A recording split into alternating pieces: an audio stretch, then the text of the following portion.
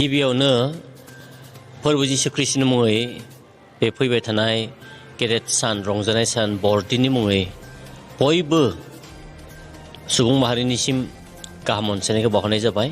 जों इसोरखौ हामबाय होनदों मानोना बे इसोरा अननानै जोंनो बे 2022 मायथाइनि बे गेदेर सान बरदिन जिसु ख्रिस्टनि जोनोम सानखौ फालिनो थाखाय बेबायदि खाबु होदों आरो बे सानखौ जों फालिनो थाखाय थांगासिनो दङ।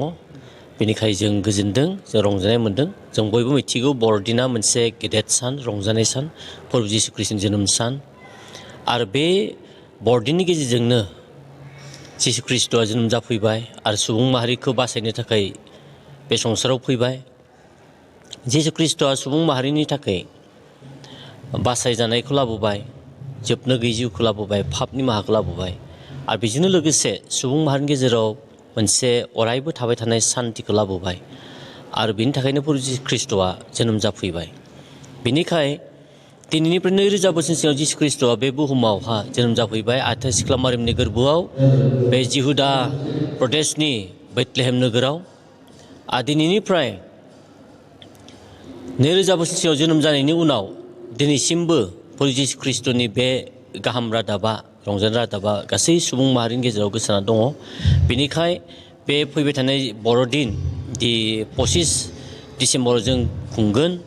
बे बरदिननि गेजेरजों गासै जाथिफोरनि गेजेराव मोनसे बासायजानाय रादाबा गोसारलांथों, सान्तिनि रादाबा गोसारलांथों, गासै जाथिफोरनि गेजेराव मोनसे खौसेथि, अनलायनाय, गोरोबलायनाया सफैथों, बेखौनो जों हास्थायदों आरो बेखौनो जों बयबो रायजो राजानिसिम बे गाहाम रादाबखौ हरनो जों बे चेनेलनि गेजेरजों बुंनाय जाबाय।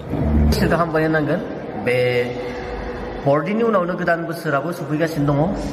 बे 2023 मायथाइनि 1 जानुवारि बे गोदान बोसोर।